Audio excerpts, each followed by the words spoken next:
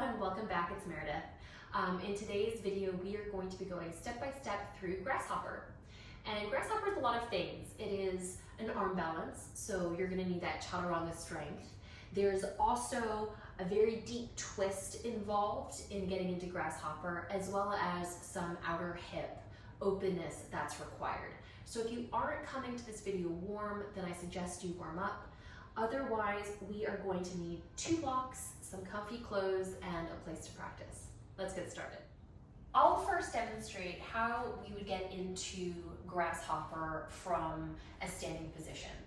So in general, I always cue students to come into first a chair, and then I have them come into a figure 4 chair. Okay, so your left shin is as parallel as you can make it to the floor. A lot of activation in the bottom of your left foot. From here, we're going to twist to the right. So my left tricep is going to come meet my left foot. Pressing deeply between the left foot and my left tricep, I'm going to bring my hands to the ground, keeping them about shoulder width apart. So once my hands find my ground, my right foot is going to heel toe to the left, and I'm going to begin to bend into my arms. Again, my foot is really active here, really pressing into the tricep, and I'm going to start lifting that right leg, pointing the toe, cat tilt in my shoulders, edges of my armpits pressing downwards. Good. Let's come back up. Now, that seems pretty involved, and I get that, but there is a Grasshopper for everyone, and we're gonna break that down. So a good intro to Grasshopper is what is called baby Grasshopper, and that actually doesn't require too much exertion from the arms. So what you'll do is we're going to come and extend our right leg. Our left leg is going to cross over the right. And I'd say a good place to place the heel of the left foot is right above the right knee. You're going to take your hands to your right, doing your best to make sure that your wrists, elbows, and shoulders are in one line, and that your hands are about shoulder width apart. From here, we're going to lean over our arms. Do you notice how they're contracting into that chaturanga shape? And we're going to begin to lift first our hips, and now engaging the adductors of our right thigh, so the inner thigh muscles, and we'll lift that heel. Staying here, kind of dipping as you can as you dip, and you lift. Dip, lift, and slowly lower. Now, if you're having trouble lifting the heel of the right foot, what I would suggest is grabbing a block and placing it under your hip just for a little bit of support. And what you can do as well is take another block and put it underneath the heel of your right foot as well, and that way you can focus on the arm alignment in Grasshopper. So coming into a fully supported, pose with the blocks underneath your hip and ankle, you can then focus here on sucking the elbows in, protracting the shoulders, and gazing just a little bit forward. One more breath here. Good. And inhale up. Another way that I cue students to come into Grasshopper is from a seated position. And there's a lot that we can do here.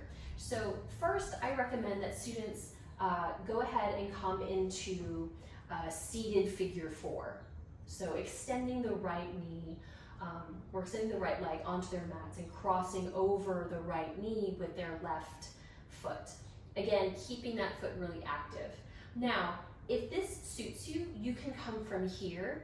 Otherwise, I would say kind of coming halfway, bending halfway, maybe a little bit further than that if you want, but really you don't want to be squeezing the knee into your chest. Otherwise, it creates a lot of balance issues. I'm going to kind of come into this interim position, and from here, what I have students do is just first, we'll twist, right? So taking the left forearm, or sorry, the left tricep into the left foot, using their right hand behind them, come into a seated position. Now, if this feels good, I always advise students stay in a position that feels good. But if they'd like to come a little bit further, then continue to wedge tricep into foot and maybe come into a prayer twist. Looking behind you or over the right shoulder, if that feels good. And then the option always is, if they like, they can come into a more balanced position. Holding here for 2 more breaths.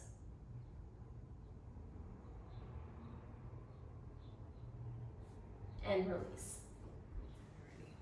So there's also a standing option that is a good precursor for Grasshopper. So from your standing figure 4, okay, we are going to bring our blocks to the left side, about shoulder width apart, and our hands are going to come to those blocks.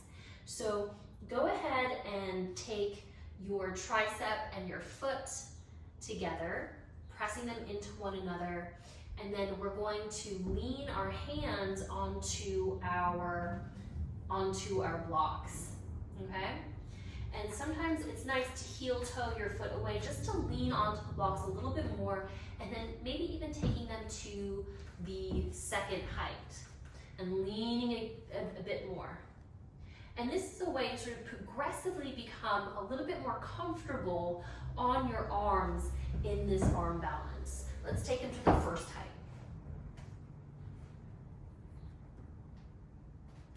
Good, and then coming a little bit even more lighter on the toes of the left foot. Good, and come down. A couple of final notes on Grasshopper, and I'll come into it once more to demonstrate what I mean.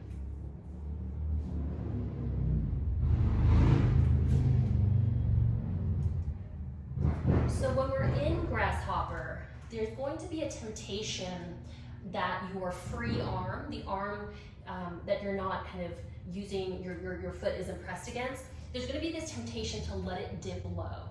Do you see what I mean? And to dump all your weight in there. Do your best to also strengthen through the right arm in order to equally distribute your weight across your chest. Secondly, don't discount the amount of tension that you need between your extended leg and your tricep as well. So in addition to the bottom of your foot being pressed into the tricep, that extended leg also creates tension through the core and also through the hips. And that's what's going to help you lift even more.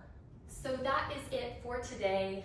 Please do let me know if you have any questions, if you have any comments, or if there's anything else you'd like to see here on this channel. Thank you so much, and I'll see you on your mats.